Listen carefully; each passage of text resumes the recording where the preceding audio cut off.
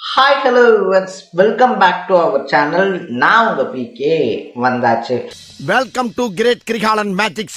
அதாவது நம்ம வந்துட்டு பார்த்தோம்னா வேலைக்கு போறோம் அப்படின்னு சொல்லி வச்சுக்கோங்களேன். நம்ம வேலைக்கு போனா கூட வந்துட்டு ஒரு 1-2 நாள் ரெஸ்ட் அப்படின்றது நமக்கு தேவைப்படும். அது எந்த வேலைக்கா இருந்தாலும் சரி, நீ சேர்ல தானே உட்காந்துட்டு இருக்க, உனக்கு என்ன கஷ்டம் அப்படின்ற மாதிரியான வேலையா இருந்தாலும் சரி, இல்ல மூட்டை தூக்குற மாதிரியான வேலையா இருந்தாலும் சரி, அப்படி எந்த வேலையா இருந்தாலுமே வந்துட்டு பார்த்தோம்னா உடம்பும் மனசும் வந்துட்டு ஒரு டைம் ஆச்சு நமக்கு ரெஸ்ட் வேணும் அப்படின்ற மாதிரி கேட்கும். ஆனா வந்துட்டு தன்னுடைய வாழ்நாள், பொதுவா வந்துட்டு மனுஷங்களுக்கு ஒரு 100 வருஷம் வாழ்நாள் அப்படின்னா டெய்லி ஒரு பாட்டு பாடியிருந்தா கூட 138 வருஷமா பாட வேண்டிய பாட்டை கிட்டத்தட்ட 60 வருஷத்துல பாடின ஒருத்தங்க தான் ஜானகி அம்மா அப்படின்னு சொல்லலாம்.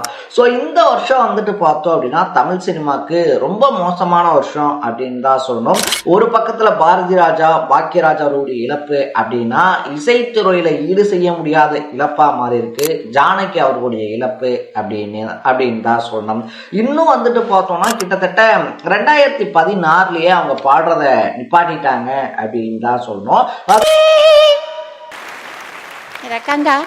அதுக்கப்புறமா வந்துட்டு ஒரு சில இடங்கள்ல ஒரு சில பாடல்கள் பாடி இருந்தாலும் கூட முழுமையா வந்துட்டு பின்னணி பாடல் அப்படின்றத ஜானகி அவர்கள் பாடல.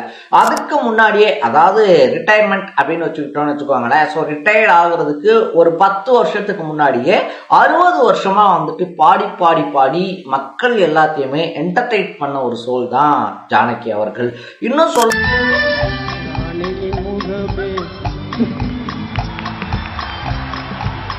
போனோம்னா 48,000 பாடல்கள், 4 தேசிய விருதுகள், அதை தாண்டி வந்துட்டு பார்த்தோம்னா 33 பல்துறை விருதுகள், அதாவது தமிழ் மட்டும் இல்லாம வந்துட்டுனா பலமொழி விருதுகள் அப்படின்னு சொல்லலாம். கன்னடம், தெலுங்கு, உருது, மலையாளம், அதை தாண்டி இங்கிலீஷ், பிரான்ஸ் அப்படின்னு சொல்லிட்டு அவங்க பாடாத மொழி இல்லை அப்படின்னு சொல்லக்கூடிய அளவுக்கு பல மொழிகள்லயும் பாட்டு பாடுறது பிரச்சனை இல்லை. ஆனா எல்லா డైరెక్టర్ చేయలేదు, ஸ்டேஜில் தனியும் பர்ஃபெக்டா பண்ணி விருது வாங்குறது அப்படின்றது அவங்களால மட்டுமே இன்னைய வரைக்கும் முடிஞ்ச ஒரு சகாப்தம் அப்படின்னு தான் சொல்லணும்.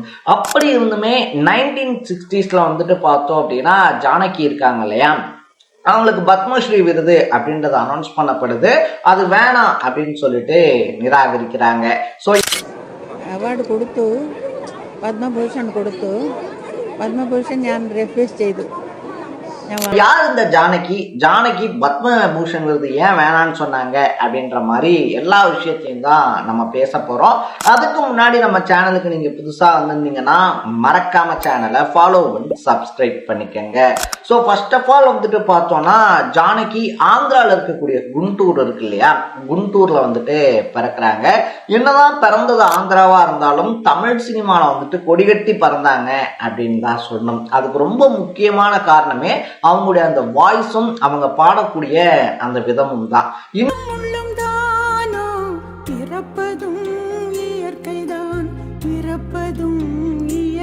இன்னைக்கு இருக்கக்கூடிய காலகட்டத்துல வந்துட்டு முறையா சங்கீதம் கத்துக்காம நிறைய ரியாலிட்டி ஷோஸ்ல வந்துட்டு நிறைய பேர் பாடுறாங்க. இதெல்லாம் வந்துட்டு ஓகே தான். ஆனா 90s காலகட்டத்துல வந்துட்டு முறையா சங்கீதம் கத்துக்கல அப்படின்னா, அதுவும் கர்நாடகா சங்கீதம் இருக்கு இல்லையா, கர்நாடிக் சங்கீதம் படிக்கல அப்படின்னா அவங்களுக்கு பாடுறதுக்கு வாய்ப்பு கிடைக்கிறதே குதிரை கொம்பு.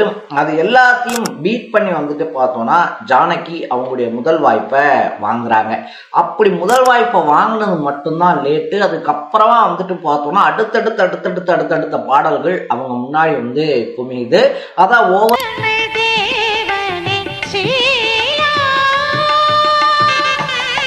வந்துட்டு 60 வருஷத்துல 48,000 பாட்டு வந்துட்டு பாடுறாங்க.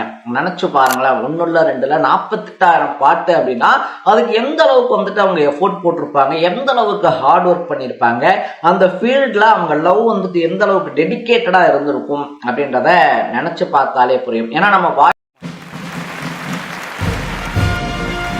சொல்லும் போதே 48,000 பாட்டு அப்படின்றது ஒரு மலைப்பா இருக்கும் போது அதை பண்ணி முடிச்சவங்களுக்கு வந்துட்டு அது எப்படி இருக்கும்னு யோசிங்களேன். ஸோ தினம் வந்துட்டு ஒரு பாட்டு அப்படின்னு சொல்லி பாடியிருந்தா கூட 138 வருஷம் வந்துட்டு அவங்க பாடி இருக்கணும். வருஷத்துக்கு 365 பாட்டு அப்படின்னு சொல்லி பாடியிருந்தா கூட. ஆனா வருஷத்துக்கு 700-800 பாடல்கள்லாம் பாடின வருஷங்களும் இருக்கு அப்படின்னு சொல்றாங்க. அந்த அளவுக்கு காலையில வந்துட்டு பார்த்தோம் அப்படின்னா ஒரு ரெக்கார்டிங்கு, மதியம் ஒரு ரெக்கார்டிங்கு, நைட்டு ஒரு ரெக்கார்டிங்கு, அதுலயும் காலையில தமிழ்னா மதியம் மலையாளம், நைட்டு வந்துட்டு பார்த்தோம்னா ஹிந்தி அப்படின்னு சொல்லிட்டு லாங்குவேஜஸ் வேற, பாடல்கள் வேற, சுச்சுவேஷன்ஸ் வேற. பட் இது எல்லாத்தையும் ஹேண்டில் பண்ணி அந்தந்த சுச்சுவேஷனுக்கு ஏற்ற மாதிரி பாடி அந்தந்த எமோஷன்ஸோட மியூசிக்கினுடைய பாடலுடைய ரொம்ப பெரிய பிளஸ்ஸே என்ன அப்படின்னா, காதல் பாட்டை நீங்க சோகமா பாடிட முடியாது, சோக பாட்டை நீங்க சிரிச்சு பாடிட முடியாது. அந்த சோல் வந்துட்டு பார்த்தோம் அப்படின்னா போய் டச் ஆகணும். அந்த பாட்டுல வந்துட்டு அந்த எமோஷன் டச் ஆச்சுன்னா தான் அந்த பாட்டு ஹிட். அப்படி வந்துட்டு பார்த்தோம் அப்படின்னா அந்த எமோஷன்ஸோட அந்த பாட்டை கனெக்ட் பண்ணி ரொம்ப பெரிய ஹிட் கொடுத்தவங்க தான் ஜானகி.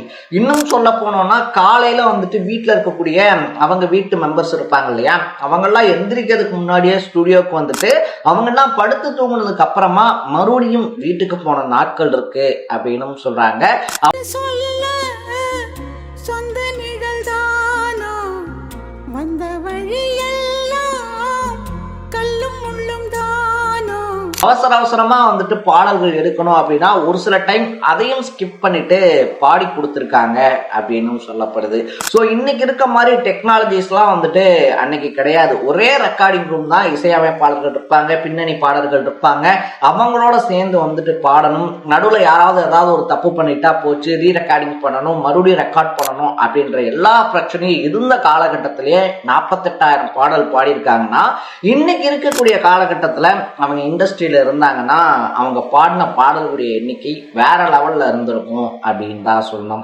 அப்படி தொடர்ந்து வந்துட்டு பார்த்தோம் அப்படின்னா பாடி பாடி பாடி பாடி பலருடைய லைஃபை வந்துட்டு ஒரு அழகான ஒரு விஷயமா மாத்தினவங்க தான் ஜானகி. ஸோ நம்ம முன்னாடி சொன்னோம் இல்லையா, இவ்வளோ ரெக்கார்ட் பண்ணவங்களுக்கு வந்துட்டு 1960s பத்மபூஷன் விருது அப்படின்றது மத்திய அரசாங்கத்தால அறிவிக்கப்படுது. ஆனா ஜானகி அம்மா என்ன சொல்றாங்கன்னா, நான் வந்துட்டு இந்த துறைக்கு போட்டிருக்கக்கூடிய எஃபர்ட்டுக்கு பாரத ரத்னாவோ இல்ல പത്മഭൂഷൺ ഞാൻ റെഫ്യൂസ് ചെയ്തു. ഞാൻ വാങ്ങുന്നില്ല. ബിക്കോസ് ഗവൺമെന്റ് മേലെ എനിക്ക് വളരെ അഭിമാനം തന്നെ, നല്ലത് തന്നെ. விட உயரிய விருது பத்மவிபூஷன் மாதிரியாவது கிடைச்சாதான் வந்துட்டு அது எனக்கு எலிஜிபிளா இருக்கும்னு நான் நினைக்கிறேன். அதனால எனக்கு இந்த பத்மபூஷன் விருது வேணாம் அப்படின்னு சொல்லிட்டு டைரக்டாவே சொல்லி அது வேணான்னு சொல்லி டிக்ளைன் பண்றாங்க. அதுதான் ஜானகி அம்மா.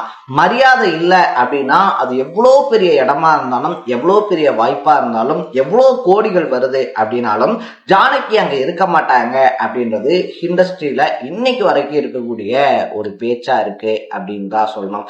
டேலண்ட் ஒரு பக்கம், இன்னொரு பக்கம் மரியாதை, சுயமரியாதை அப்படின்னு சொல்லி வாழ்ந்து தமிழ் சினிமாவையே கட்டி ஆழ்ந்த தென்னிந்தியாவினுடைய நைட்டிங்கேல் இன்னைக்கு ஆழ்ந்த உறக்கத்துக்கு போயிருக்கு அப்படின்னு தான் சொல்லணும். ஸோ ஜானகி அவர்களை பத்தி நீங்க என்ன நினைக்கீங்க?